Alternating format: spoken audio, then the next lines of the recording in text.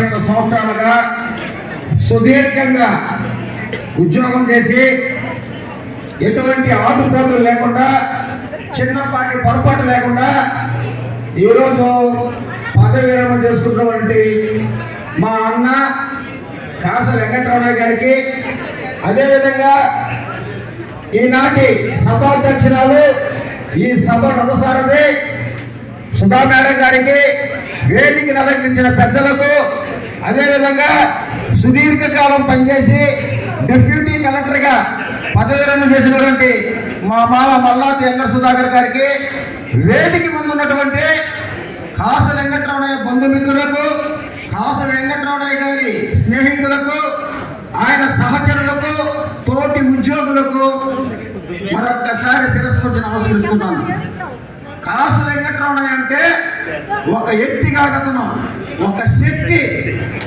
కుటుంబంలో ఎటువంటి సమస్య ఉన్నా సరే, అది ఎంత జటిలమైనా సరే, ఉద్యోగం పట్ల కావచ్చు, కుటుంబంలో ఆరోగ్యం పట్ల కావచ్చు, జరిగే కార్యక్రమాల పట్ల కావచ్చు, శక్తి వంచన లేకుండా శ్రమ చేస్తాడు.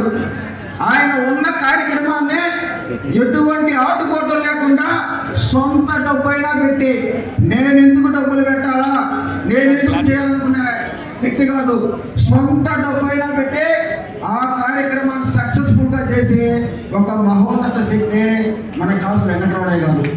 ఆయన పనిచేసింది ఒక కోఆపరేటివ్ సెక్టర్ లో.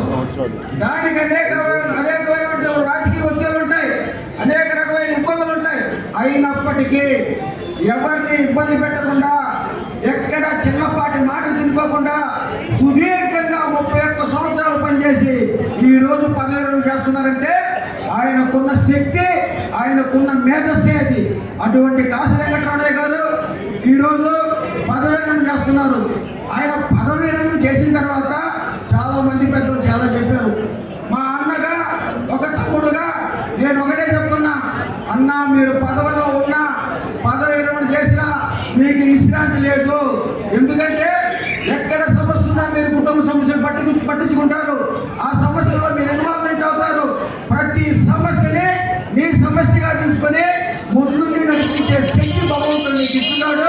నువ్వు అదే విధంగా ముందుకు పోతామని, రాబోయే రోజుల్లో సమాజ సేవలో ముందుండాలని చెప్పి కోరుకుంటూ, నువ్వు పదవి విరమణ చేస్తున్న సందర్భంగా మా కుటుంబం తరఫున మరొకసారి ధన్యవాదాలు తెలుస్తూ, నీకు నీ కుటుంబ సభ్యులకు ఆయురారోగ్య సుఖశాంతాలు ఉండాలని చెప్పి మా కళ్యాణ వెంకటేశ్వర స్వామిని ప్రార్థిస్తూ, ఈ అవకాశం ఇచ్చిన ప్రతి ఒక్కరికి శిరస్సు వచ్చి నమస్కరిస్తూ సెలవు తీసుకుంటున్నాను. జై హింద్.